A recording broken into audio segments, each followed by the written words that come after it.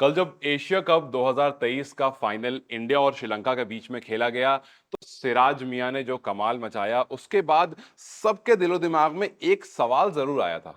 कि जब सिराज इतनी अच्छी बॉलिंग कर रहे थे तो क्यों ना उनको थोड़ी सी और अपॉर्चुनिटी दे दी गई। मतलब अपॉर्चुनिटी से मेरा मतलब है कि क्यों ना ऐसा हुआ कि जो लास्ट ओवर था कुलदीप के बाद जो हार्दिक पांड्या डाल रहे थे जिसमें उन्हें 2 विकेट मिली थी, अगर वो ओवर सिराज से आप करा देते तो कहीं ना कहीं सिराज को विकेट मिलने के चांसेस थे। और वो बात इसलिए उठी क्योंकि सिराज ने 6 विकेट ले ली थी और ऐसा करने वाले वो इकलौते इंडियन हैं। अगर वो 1 विकेट और ले लेते, मेरा मतलब यह है कि 6 विकेट तो आज तक बहुत सारे इंडियन ने ली है ओडीआई में, लेकिन एक मैच में 7 विकेट आज तक किसी ने भी नहीं ली।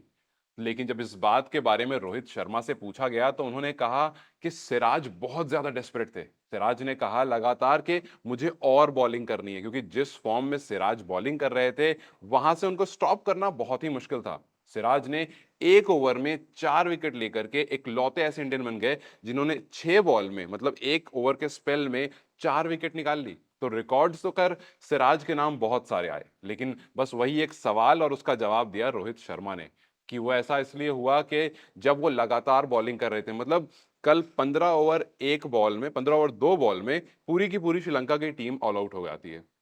फिर उसके बाद सिराज के उसमें 7 ओवर होते हैं, लेकिन जब 8वां ओवर फेंकने सिराज आते हैं तो सिराज को रोक दिया जाता है कि अभी आप रुक जाओ थोड़ा, क्योंकि अगर आप ओडीआई क्रिकेट देखते होंगे तो कभी भी स्पेल 4 से 5 ओवर, मैक्सिमम 5 ओवर तक जाता है और उसके आगे कैप्टन नहीं करवाते हैं और उसके बाद कहीं मिड ओवर्स में या फिर एंड में जाकर के दोबारा से बॉलिंग होती है। तो जब मोहम्मद सिराज ने 7 ओवर फेंक दिए थे तो रोहित शर्मा ने कहा कि हमारे पास जो हमारे टीम के ट्रेनर हैं उनका एक मैसेज आता है कि सिराज को अब आप रोक दीजिए, क्योंकि सिराज जिस लय में दिख रहे थे, रोहित शर्मा ने कहा कि मुझे स्लिप में खड़े होकर इनफैक्ट हम सबको बहुत मजा आ रहा था और हम ऐसा लग रहा था जैसे सिराज एक रास्ता बना रहे हैं और हम बस उनको फॉलो करते जा रहे हैं। लेकिन जब टीम ट्रेनर ने कहा कि अब आप सिराज को रोक दीजिए, क्योंकि अगर सिराज इस इंटेंसिटी से लगातार बॉलिंग करेंगे तो उनकी इंजरी के चांसेस हैं, क्योंकि 7 ओवर लगातार उस स्पेस पे फेंकना और उसके बाद बिकॉज आपको जब लगातार विकेट मिल रही होती है तो वो जो इंटेंसिटी अंदर से आती है वो शायद सिराज को रोक नहीं पा रही थी। लेकिन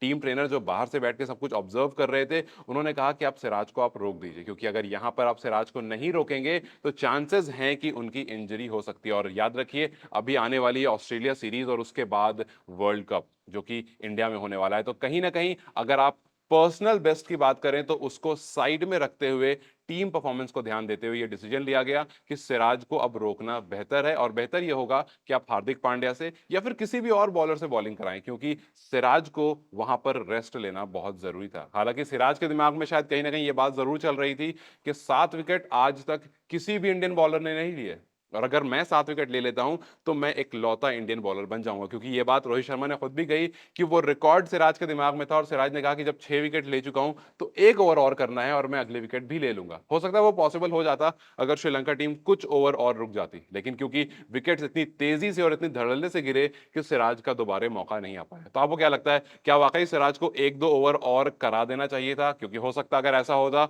तो वो 7 विकेट लेने वाले इंडिया के एक लौते गेंदबाज बन जाते। हमें कमेंट सेक्शन में अपनी राय जरूर दें और अगर आपको ये वीडियो अच्छी लगी हो तो वीडियो को लाइक करें। हमारे चैनल को अगर अब तक सब्सक्राइब नहीं करा हो तो प्लीज सब्सक्राइब चैनल।